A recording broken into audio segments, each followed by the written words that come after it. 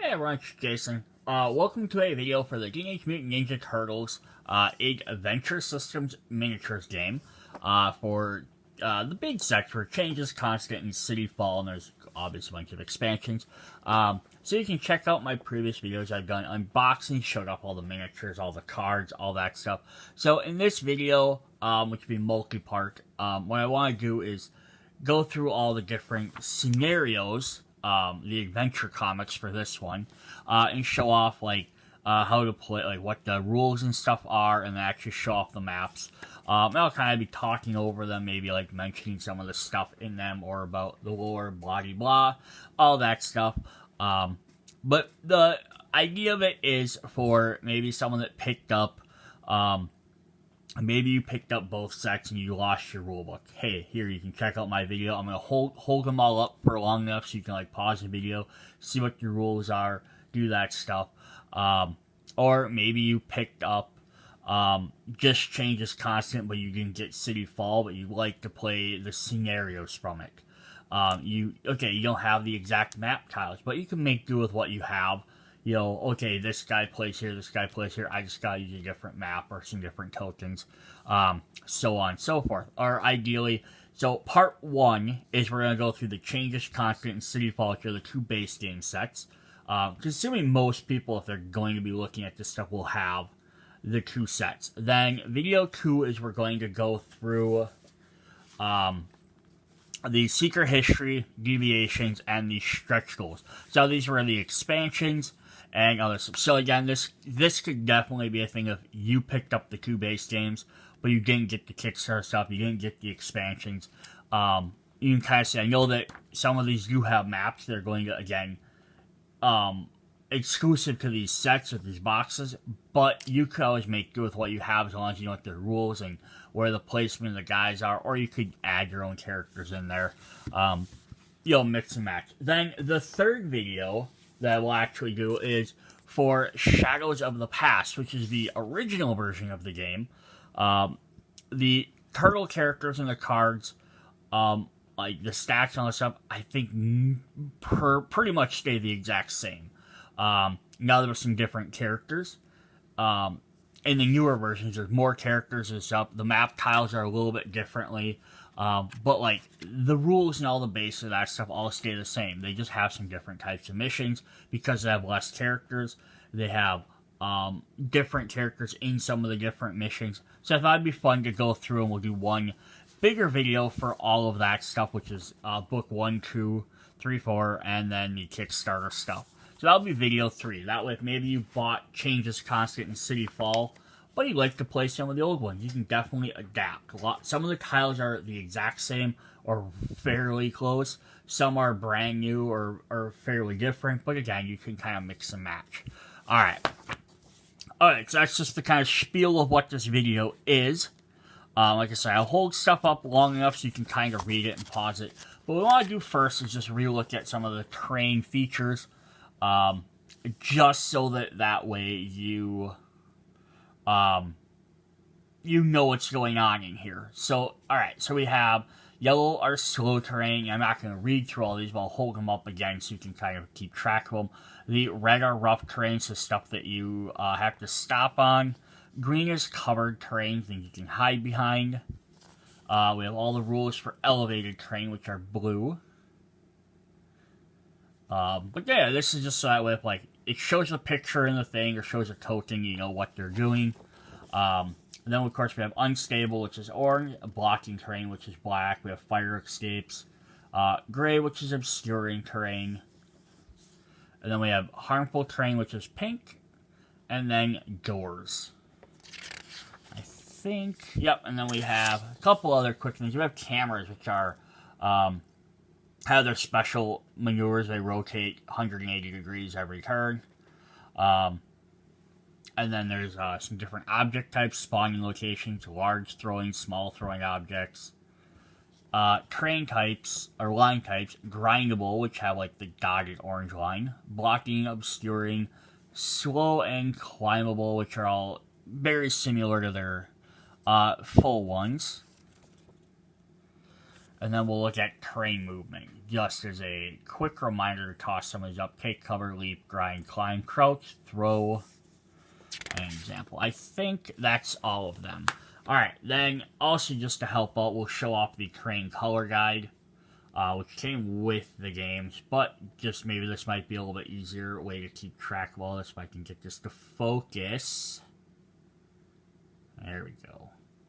So you got slow, rough, covered, elevated, blocking, unstable, obscuring, hazardous. I don't know why they didn't have a word for that. And there are lines, all those, and the door types. And then on the other side, we'll do a quick look at the general terms. So now what is very interesting is, so this adventure system also utilizes the Batman animated series. But one big difference between the two games, Turtles and Batman, is that Turtles is more about combat, direct stuff. It's like getting across the field, taking out a bunch of guys. There's spawn points, so villains, enemies like ninjas and the Foot Clan stuff will keep spawning and coming at you. Where Batman is more about rescuing bystanders, getting through various puzzles. So it has some new elements like gadget cards and stuff, but you have a lot more status tokens. Like Turtles typically just have like crouching or guard, like you're choosing to do it, or there's like knockdown tokens. But Batman, they have like laughing gas, like entangling tokens, they're like freeze tokens, shock tokens. They have a lot more different stuff like that.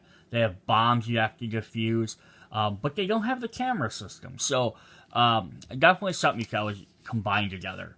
Alright, so what we're going to do here is we got our introduction here. And then we have our setup, which star tells you where you put your hero. If it has a particular picture of a character, that's the character you use, goals, colored decks, and total number of figures.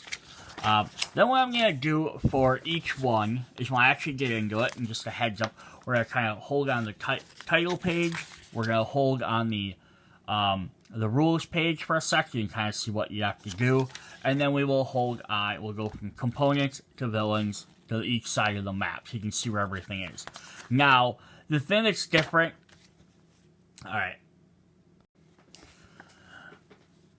Alright, so for part 2 here, we're going to look at the secret history of the Foot Clan, which is the expansion box that came out, which will have our next bunch of story missions. It's going to have secret histories, chapters 1, 2, 3, 4, 5, 6. So 6 separate little missions versus like a bunch of continuous ones.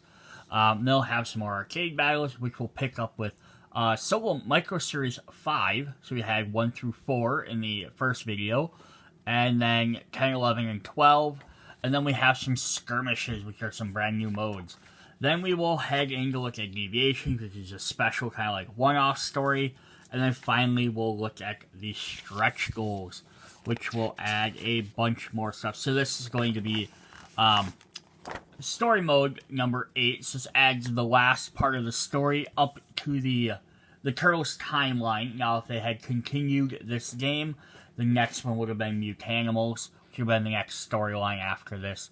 And then we have a bunch of like stretch goal stuff, different ones, plus some more arcade battles. And there's some one type of arcade battle, the other type of arcade battles. So this stretch goes on a couple more story elements, plus some new other stuff.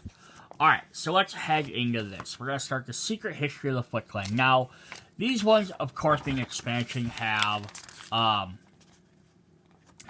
special tiles that came with them. So if you don't have this expansion, you could look at the tiles, you could probably recreate, if you like the mission or the idea of the mission, you could probably recreate it. More so this might be to give you the idea of like, hey, these missions are really fun, or I like these tiles a little bit more, maybe I'll try and pick up this box. So I have battles 1, 2, and 3. So secret history. First one we have Tag'em. So we're trying to help Professor Miller. And there's our information there. Our win and lose. We're just going to kind of hop into this. So some of these tiles will be used from the base games or either of the base games. So some are from City Fall, some are from Change or Constant. So it's assuming that you own both of them before you purchase the expansion pack. At least the overall Foot Ninja. So this actually just maps, I believe, from Change's Constant. Or, sorry, from City Fall. So there's 16A. Right into 18B. I'm gonna fight against Cry. Some things, cars on fire. Then we have Bag'em.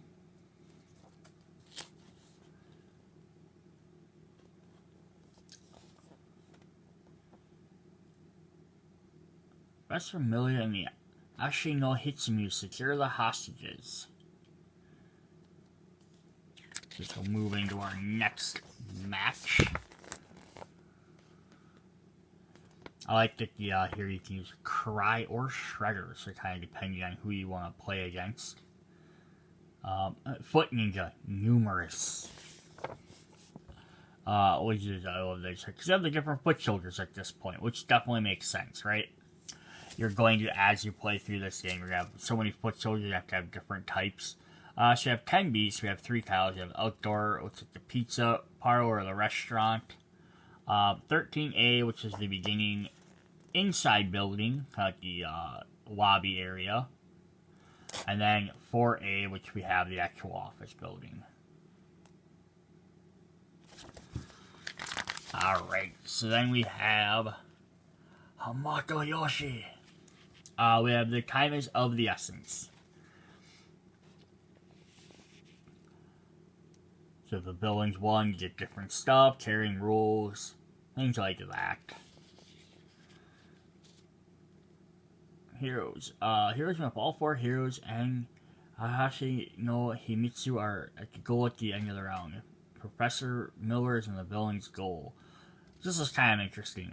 Sorry, so credit to the players who have learned the secret history of the Foot Clan.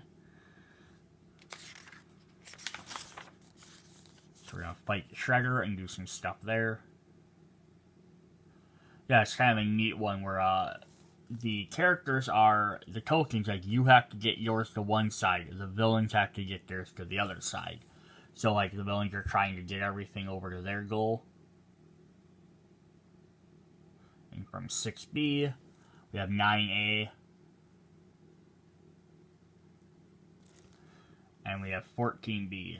So the heroes want to get this book here to their goal. The villains want to get him to that goal. I don't know why he's posted twice, though.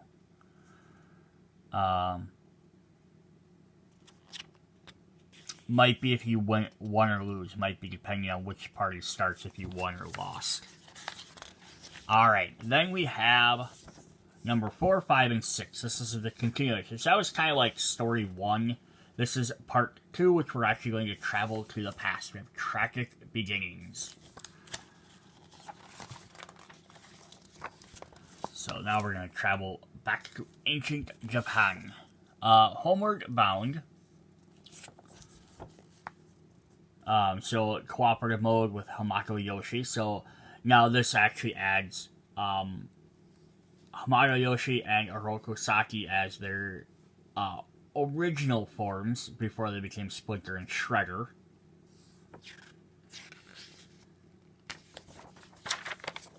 And we get a playback in these new map tiles. So you have 18A. So yeah, you might not, if you didn't pick up this set, you're not going to have the other versions of these characters. You're not going to have, like, some of these tokens. Like, you might not have, like, the Professor Miller token or whoever. But now you can use those characters. Use any token to represent them if you had one. You might not have this map, so you might have to use a different type of map, but you can get the same idea of it. I don't know if there's anything laid out exactly like this, though. Plus, they have the Feudal Ninja Foot Elite, which play a little bit different than the other ones, but if you didn't have them, again, you could use any other one. You could just, again, you're trying to recreate the map, where you have Himago Yoshi up there at the top trying to get through a bunch of ninjas to get to the goal.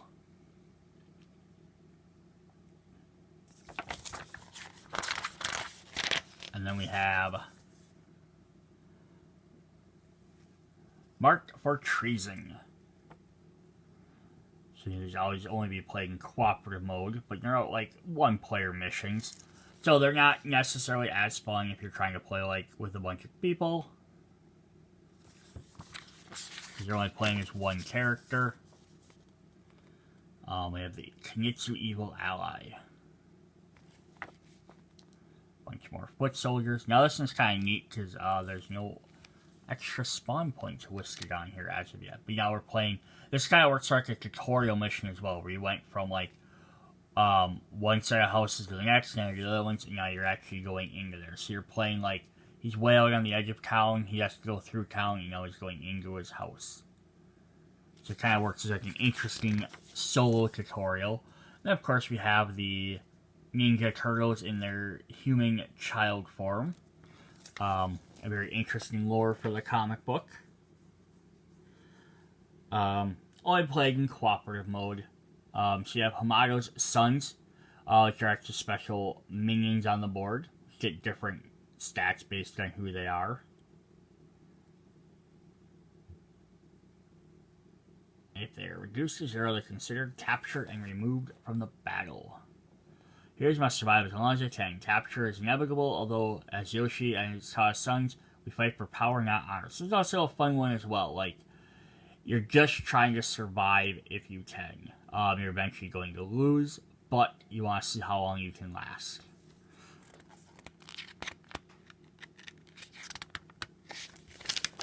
So if we flip to that board, we have 12 villain spawns, bunch of difficulty boosts, the Iron Demon. No thank you. Shredder, Orokosaki, and some feudal ninjas. Although, there are some, like, errors on here, right? It says 0. Like, I don't know if that's just because that's not what they start with, they just spawn later. But yes, basically you have his 4 sons, and then you have the, Hamago Yoshi, and 17B, which is a giant open tile, which is always another fun tile to have.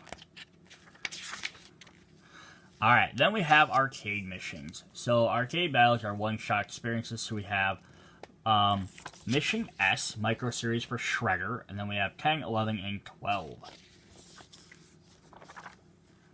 So here we have one where you get to play as Oroku Saki as the hero character in a Micro Series. So this definitely been fun if they continue it, because later they had this series where Shredder goes to hell. It would have been a fun one where you got to play as Shredder in a mission. Some of those missions would have been kind of neat. So you have competitive mode. You can play this in as well.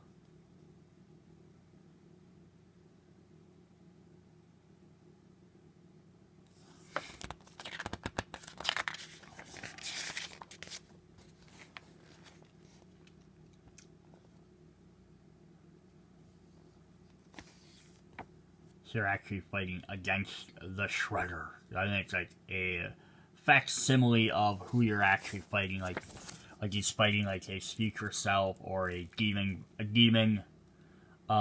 warrior, and then you're just using Shredder as like a stand-in. But yeah, definitely interesting.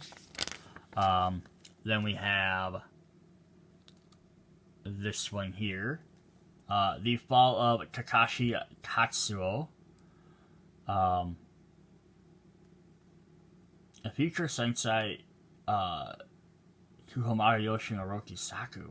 So you get to play as some characters that are from even farther in the past.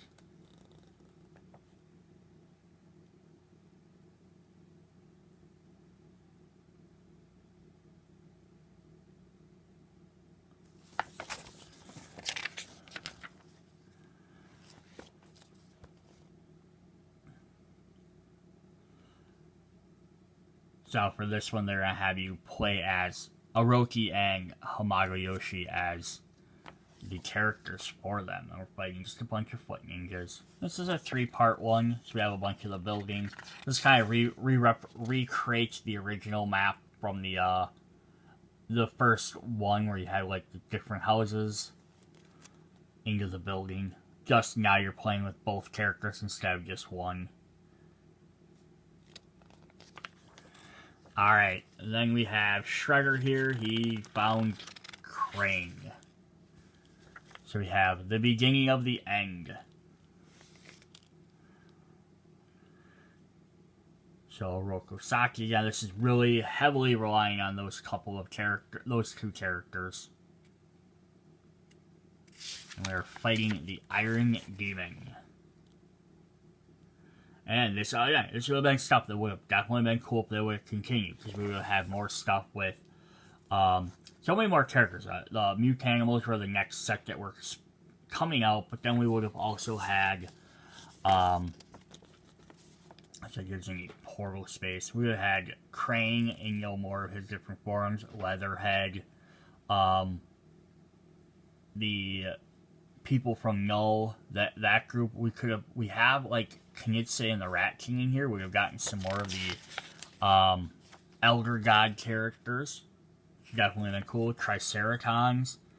There would have been a lot more interesting characters that could definitely come out of just the IDW stuff. Not to mention that some of the Kickstarter stuff also focuses on the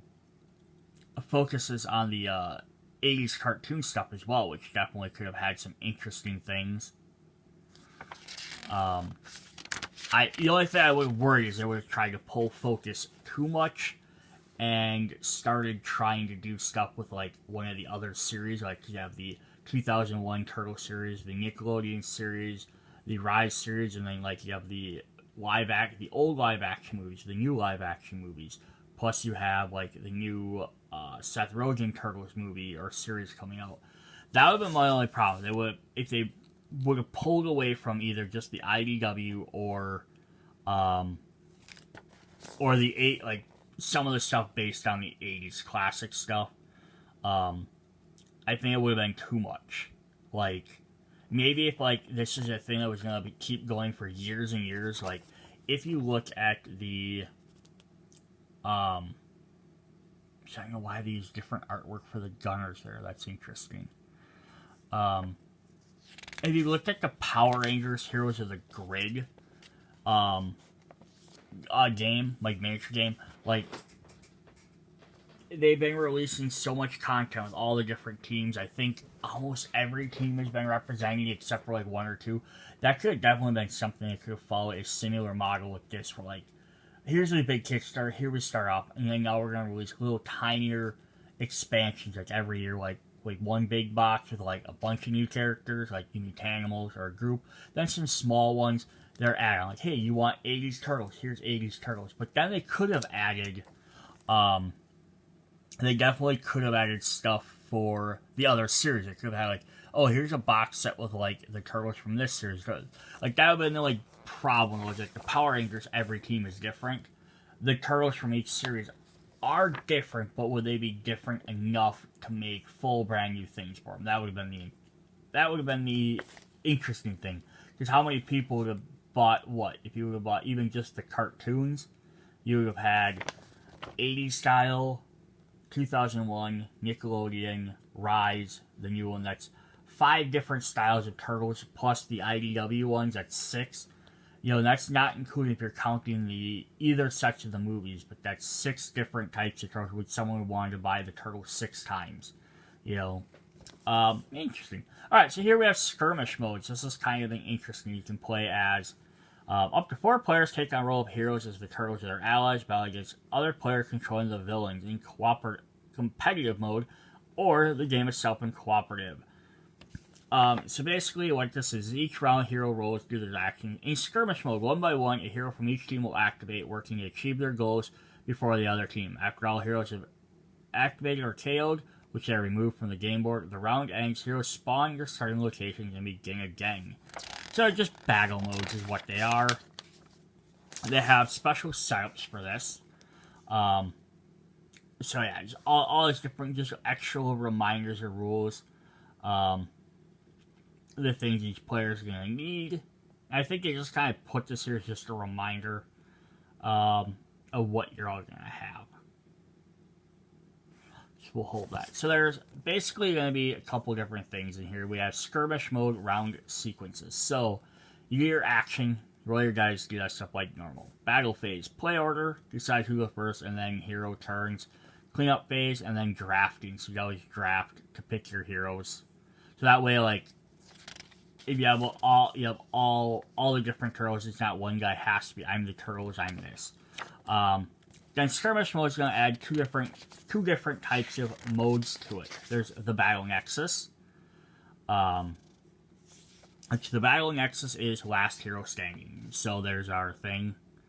Some special reference: heroes may share no dice, a single dice with one hero, two dice with one hero, or one dice with one hero and one dice with a different hero. So you can kind of pick and choose who you want to help out or not help out. Maybe if you have really good dice and you don't want to help anybody, you don't have to. Depending on how you want to play it. So it's kind of interesting. Team sizes, well, just number of heroes, 3 to 8. Then the other mode is Shell Smash. This is about teams of 2 to 4. So the other one's all versus all. This is team battles. So you have like some of the bad guys versus some of the good guys. So you're just playing first team to tail a number of opposing heroes equal to their team size plus 1. So then they show some ideas of what you can do with this. So for the Battle Nexus, which is all versus all, they have like a one room with just 4 players playing against each other, like the turtle sparring kind of idea. Or they have like 8 characters in a 2-tile battle. And then a spawn point is just showing where each character will kind of start out. So that kind of makes it interesting. That's the first stage. And then the team one, as they do the same idea, like we have 2 tiles here, so we have team 1 over here, team 2 over here, and they're just competing to see who can beat the other persons. Or you have like a single 2v2. Yeah, so definitely interesting. You could, again, if you have enough people, enough characters, enough room, you could have like 4 tiles put together, and you could have like teams of 2 versus 2 versus 2 versus 2, like 8 teams, 4 teams, or you can have like teams of 4 versus 4 versus like 12, 16. You can have like some massive battles with these. But that's just the idea of those, are just little things there. So that's the secret history of the Foot Clan.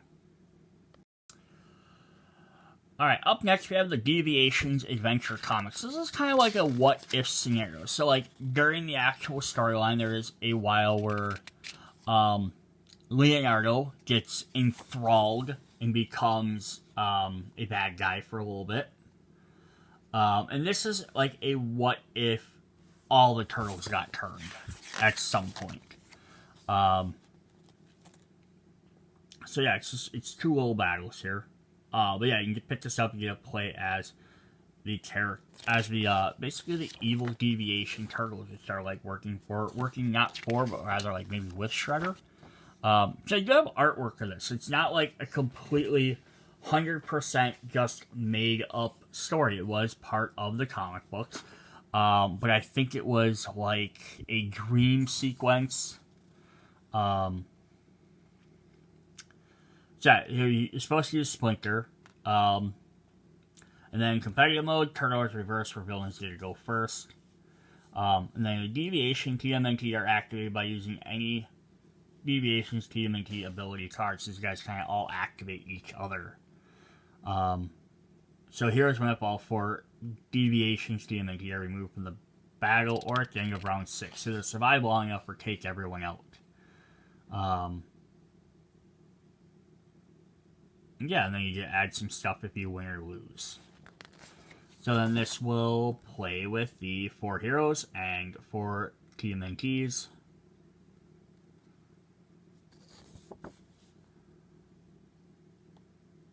So yeah, they have it set up so you play with Splinter and then 3 other characters.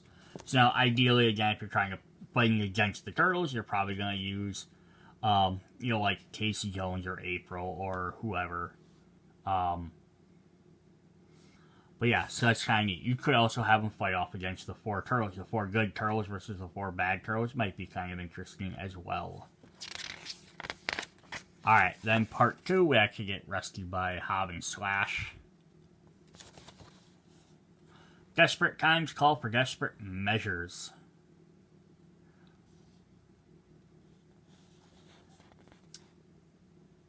So we just got some there.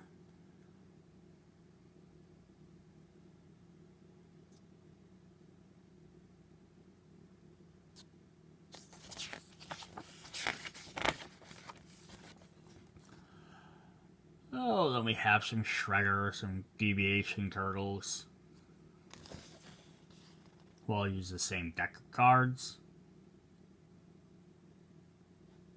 Other thing I do like, this game added versus the Batman animated series is they have blue and yellow cards as well. So they have some characters that had additional new decks added, which, you know, if Batman was potentially going to be more than like a one-off game, maybe they would have added more things like that. But they knew it was going to be a one-off, so they didn't. But I definitely think there's some cool stuff that could be mixed between the two of them. Alright, so that's deviations. Alright, let's hop into our last one, which are stretch goals. Alright, we'll relook at this. We have Northampton, which is our new storyline, part 8. And then we'll have Big Trouble in Little Italy, which is like another side story, because it's a savant. You have stretch goal. The meme machines, and then we have Reshelled, 16-bit, and then finally the arcade battles. So we have a bunch more stuff to go through. And this is going to utilize the characters and components from the stretch goal box. So if you didn't buy the stretch goal, you, again, aren't going to necessarily be able to do these 100%, but you could recreate them if you like the idea of the battle, maybe like how it's played out. But you might not have the actual correct villains or heroes to use these. Big one here to be pointing out would be Northampton, where we fight Koya. Barnyard Bash, battle number 8-1. So, Alopex may not be used as a hero in this battle. So objectives, a heroes if Koya receives a tail token bonus, if Alopex receives a tail token. Yes, it's kind of interesting, because you're trying to stop Koya, but you can also try and stop Alopex. But the villains can also win if they tail him or Alopex escapes. So you're trying to stop Alopex from escaping, but in the process you need to stop Koya from trying to defeat you. So I use new tiles, new characters.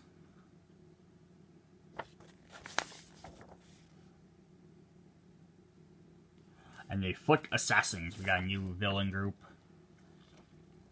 It's kind of fun map tile. It's 20A, it's the barn for Northampton. And then there's the goal on 20A, the farm outlier. And we have some battle in there, the assassins. We have a traitor.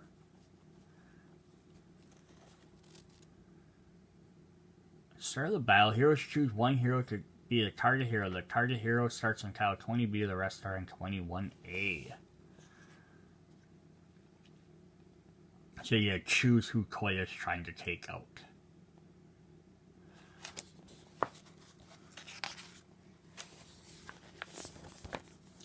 Alright, so we have some villains, lots of the same stuff here.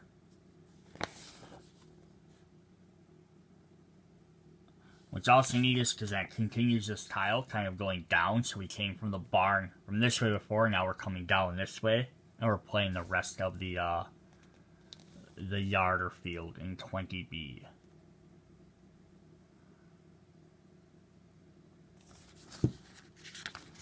And then the third part is we have Apex Predator. Again, just trying to KO Koya for a third time.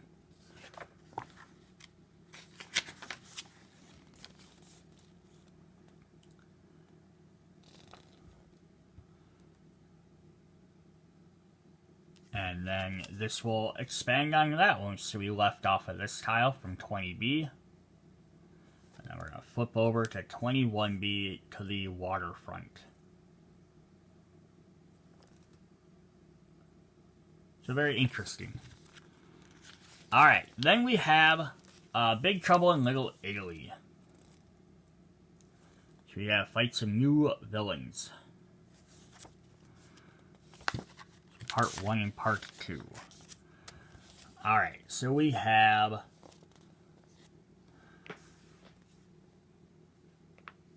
some different things here. We have a briefcase we're trying to do. Carry a briefcase around.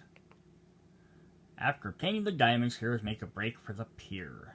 The Savant have grabbed the case and are running towards the pier. So we're trying to take out this Savant, which I believe is Italian for the foot.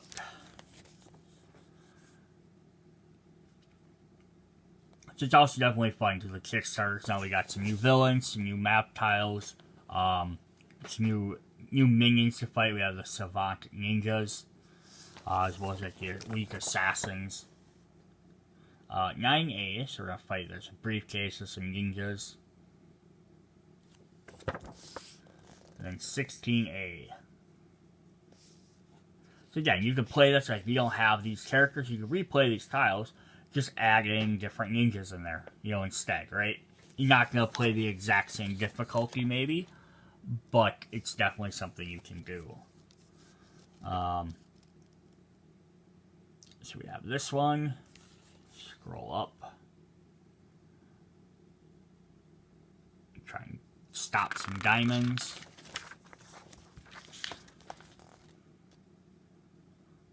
We're going to fight Victor, who's the head of the Savant Ninjas. I'm probably mispronouncing that anyhow. It's probably Savic. But yeah, we're going to get some 15B tiles, so no new tiles here. And 14A. Alright, up next is the Mean Machines. So we're gonna fight some Flyborgs. Baxter Stockman. There's some more of those. So we have the Mean Machines Part 1. Some locks, some stuff there.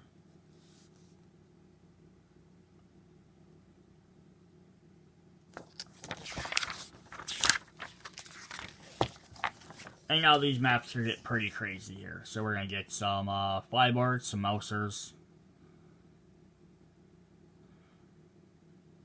Increase the number of Mouser remote-controlled figures by 10. Oh boy. So you have some new Mousers. We have Flying Mousers. Flyborg.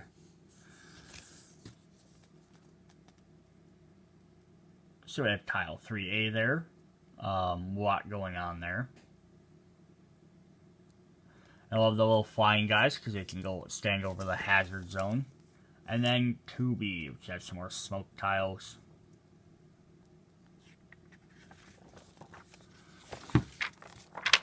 And then we have Part 2, the Mean Machines Part 2. And the Mega Mouse is only activated by desperation actions. Interesting. Shutting down some portal beacons.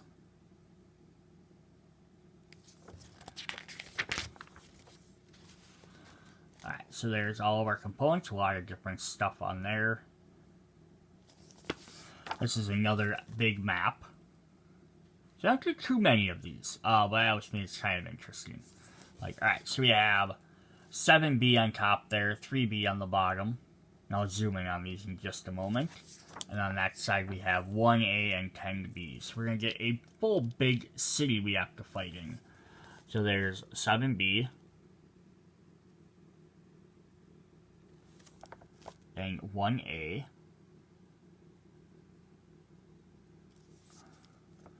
3B. And 10B. Cool. Alright, so that's our Mean Machines. Then we have, this is actually really fun here. So we have reshelled 16-bit. So these are special arcade missions that are full nostalgic side-scrolling beat 'em up. So these are trying to somewhat recreate the classic Ninja Turtles arcade game, which is a side-scrolling beat 'em up game. So you know the names are gonna definitely sound familiar if you play Big Apple, 3 AM, Alley Cat Blues, Sewer Surfing, and Technical Let's Kick Shell.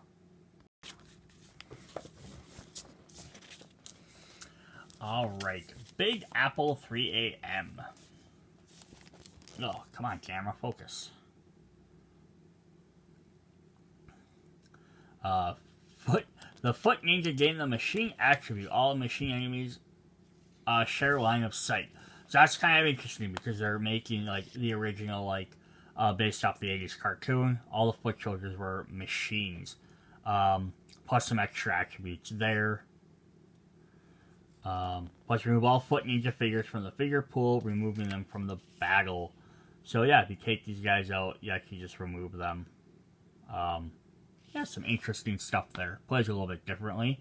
Trying to KO Baxter. Plus, this, I like this. It's Victory, Cowabunga.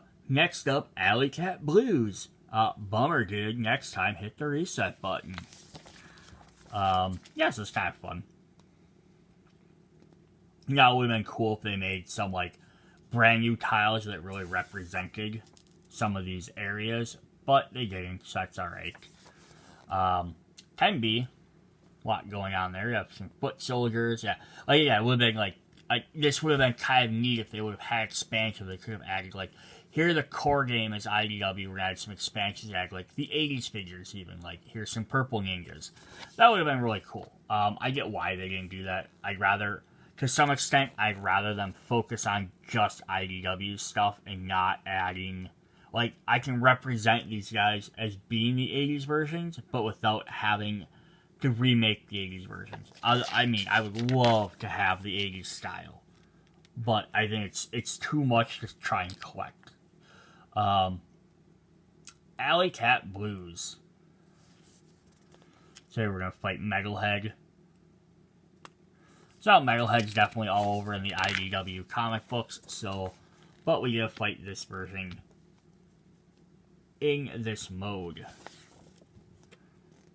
Purple Dragon, some thugs.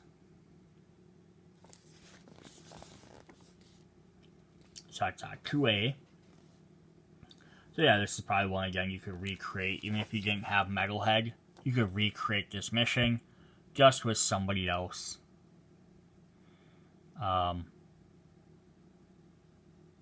Metalhead is not on here.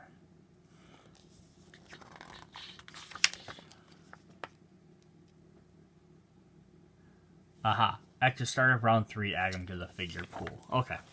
I gotcha. Helps you if I learn how to actually read. Then we have the Rat King. So they're using the new version of the Rat King, but we have Sewer Surfing, which we get to fight him. It's just a kind of a neat way to do that, right? You get adding a characters from the IDW universe, but you're playing with a kind of like an idea of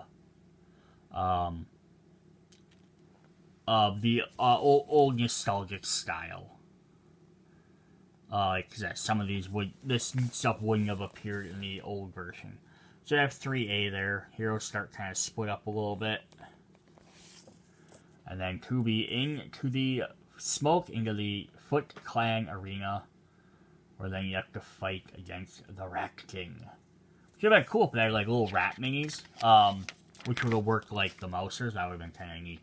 And at Bebop and Rocksteadies, we have Technodrome, Let's Kick Shell.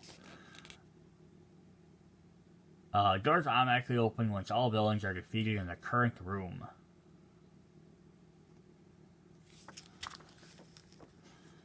So it's going to be a big giant boss battle, of course. Shredder, Krang, Bebop, Rocksteady, Foot Soldiers, and Elite. So we have 13A outside the building. And we're going to fight some of these guys. We're going to head into 14A. We're going to have to fight some more ninjas and Bebop and Rocksteady. And then finally we hit 12B where we fight Krang and Shredder. Now, it's interesting about this, though, is there's no spawn points. So that definitely makes this an interesting match to fight. Alright, then we have some more arcade battles. They're kind of like the little one-off ones. Urban Legends, Rot in the Shell, Crafty Caterpillar, and A Stranger Calls. So we're gonna fight Leatherheads. Now this is what only got kind of weird, because they made the, like, 80s version of Leatherhead versus the new one.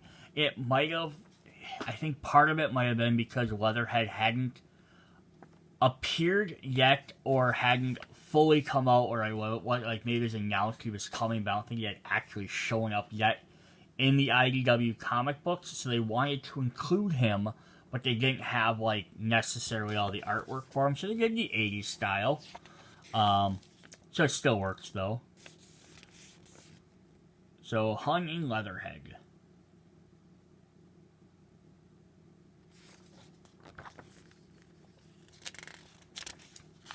He'll, I'm Leatherhead, I'll guarantee.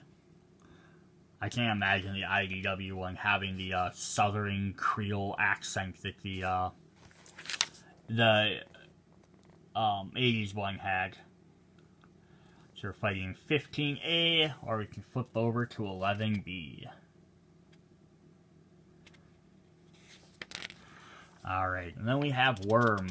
These are kind of like, again, like little one-off missions that were in the stories.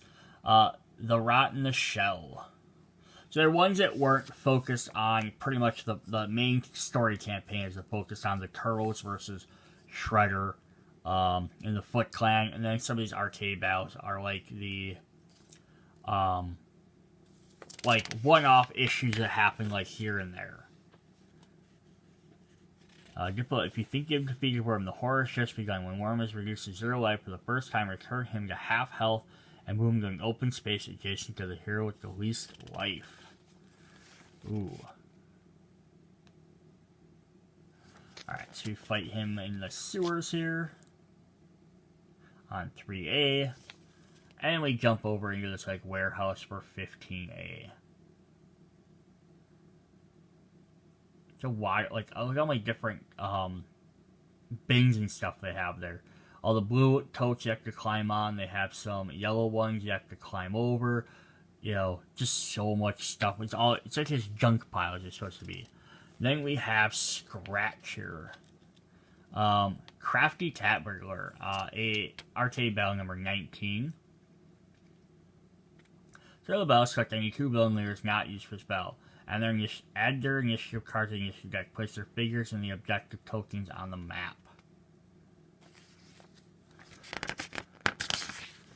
So, like, I don't even know if he was in the ID comic books. I think he was like a throwback to one of the old ones. Might have even been the original Mirage comic books, like where they were way back when. But it's kind of, it's like, I think one of the first times you have a mission in here where you get a player's choice on who you get to fight against. They don't have too many of those. Where they just say that. So yeah, we're doing like a bank heist, or stopping a bank heist rather. So 8A and 14B. And then the last one is A Stranger Calls.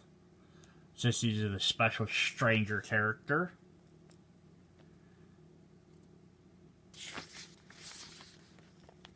Has their own deck, which, spoilers, is Splinter in disguise. But he has a interesting crafty deck. So we have, oh, I dropped that. We have 12A, the park. And then we have 16A for the streets. And there's Pigeon Peak. Alright, so that's what we have for those. I'm going to show up a couple of the Batman scenarios really quick. Alright, so if for some reason you haven't checked out my videos for Batman Animated Series Shadow of the Bat, it uses the same game system. I would definitely recommend it. Here, just as a quick brief over. It has the same idea. Your characters, all your stuff. So the symbols are different, but they work the same way. So it, like, has to have a fist as a POW symbol instead of a foot that has a movement instead of a shell that has a shield. Like, they correspond to the exact same thing. They have cards that work the same. They do have ally cards as well, but they do add gadget cards in here. So this is something kind of neat that could get definitely added into the Turtles game if you want to add an interesting new element. So there are options by certain heroes with utility belts. So they'll have a character that's like Batman utility belts. Ideally, it's not meant to like every character can use them, but this could be kind of like a neat like one-off thing. Like you could have, like the Turtles that get hit, they found some equipment they can use for like one turn, like a smoke bomb or a grappling gun, to add some different interesting things to the game. Otherwise, like, all the rest of the rules and stuff are the same. AI versions of the villains. They get their cards, their decks, all their stuff. All that stuff works the exact same. But there is some interesting new stuff in here. So here's some different gadgets. Like there's a grappling gun, which will let characters move a little bit quicker around the map, something like that. Not going to get into too much detail. But yeah, they have lots of the same different things there.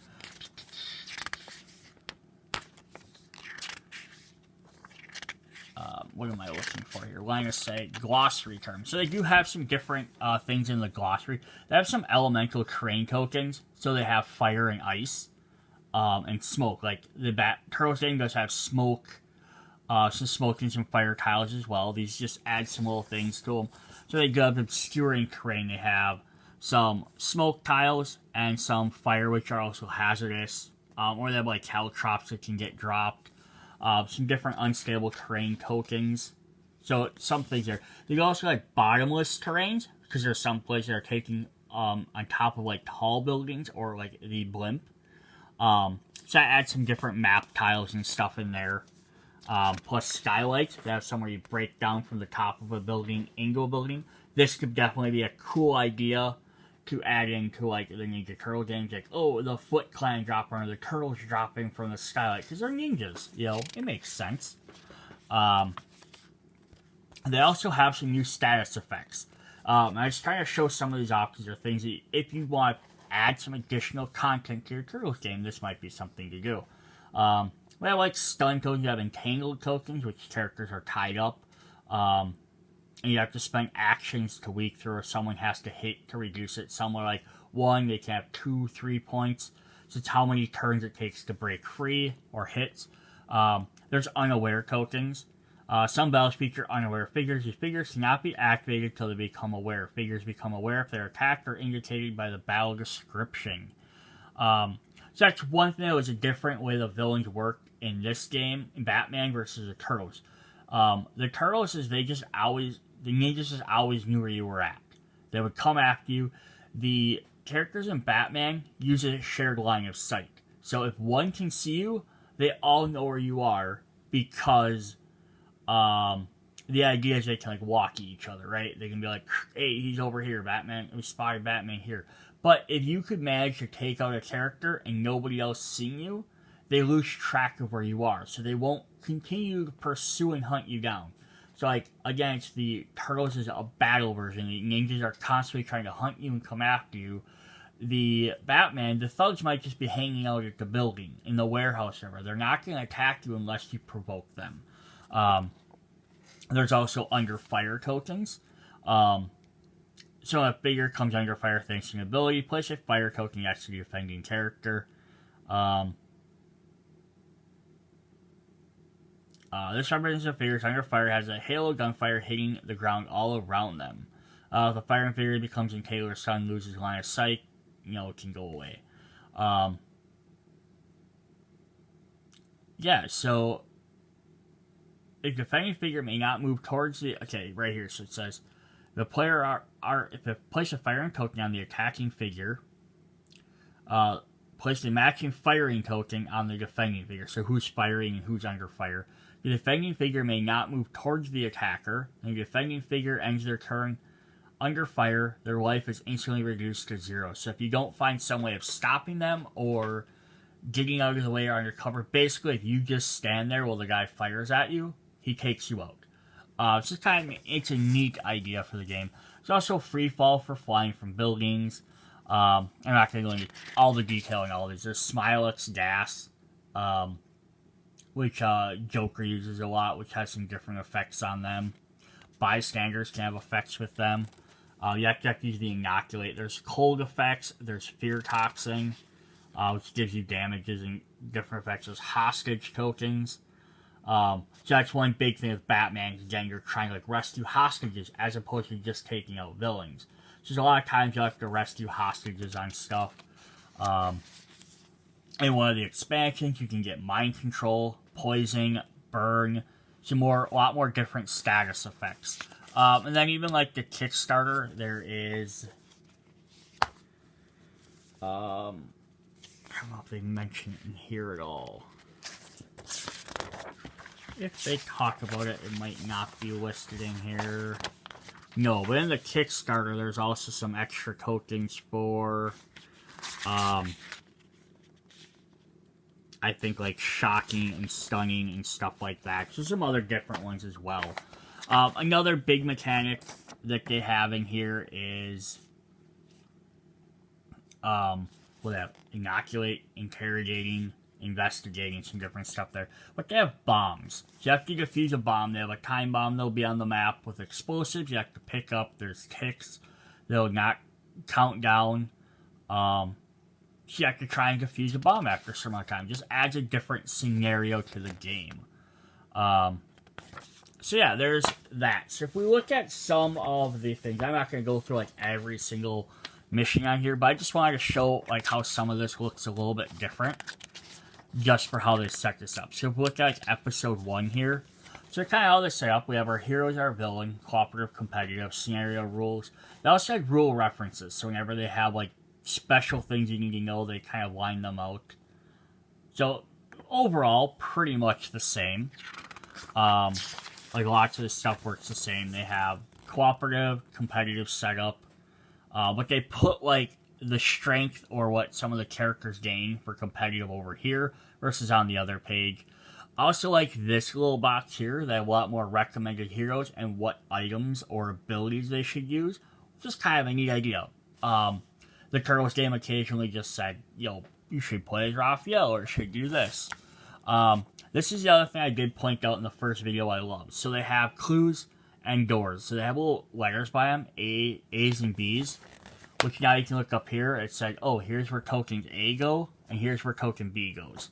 And that's just really helpful when you have a bunch of these tiles, so you know, like, where they go, especially when you're placing tokens on the board, like you're placing a car or a bush or a crate. It just really helps you figure out where they're supposed to be. This also has some of the bottomless terrain. If you fall off, you die. In that particular mission, let me jump to a different one here. So we have, like, this is the Joker's Favor Act 1. There's a lot of stuff on here. We have a time bomb, defusing the bomb, unaware, status tokens. Just kind of show up. They only have red and blue decks for this, so they're not as different, but there's all your cards. But that also has a setup for how your bomb's supposed to be. And then there's spot J, so it's just showing token J. But then, like, this is kind of neat. So you're going to have, like, here you have set up, like, these characters have unaware tokens. They're not going to notice you unless you actually attack them. They're kind of standing. We have a safe. We have some hostages here. This one actually has a bomb on them. So that's where the time bomb is. To go to try and defuse it, you have to get over there. So that's kind of cool. How that sort of works. You know, just some other different ones. This one, each one of these guys has a hostage with them. So it kind of works that way. We have some other different setups. Like there's some fire tokens. If I jump into the Arkham guide, this has some neat missions as well.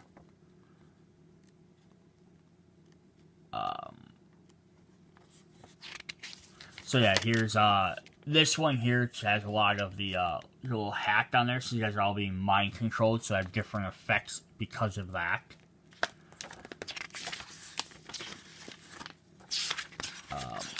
This is actually a really fun one as well. So this one you have 6 leader characters, so you get to pick who you're fighting against, right? And you have the beginning of the Arkham Asylum, or Asylum, and then now the villains start in those 6 spots, and then the first 2 are open, and then at the start of different rounds, the other ones will open, you'll have to fight them as well.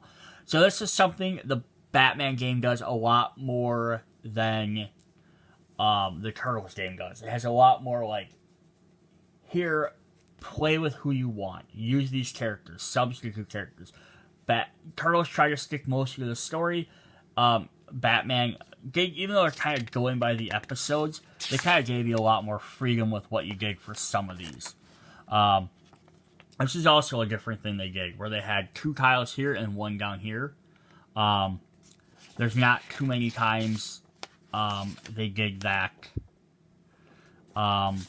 In the other mode, I wonder if I have the other one with like the bank vault. This is also a neat one. So there's like fire everywhere. You have to avoid around. Definitely makes the game a little bit more treacherous when you have elements everywhere to fight. Yeah, so some different stuff like that they add. They of course have all their stretch goals, their different characters, which will add a bunch of different stuff in there. Different maps. Again, you can always combine and mix these together with the Turtles game. Add some elements from one to the other. But they're going to have a lot more stuff like here. Some cars that are on fire, so you have to try and put these cars out. This is actually, I like this, because like there's the bank. And then you have the bank vault over here that you have to go into. So I had like an extra little room there. Yeah, some definitely interesting new modes in that one. If I look at... Yeah, so here just like their reference guide, you have all these different tokens and stuff.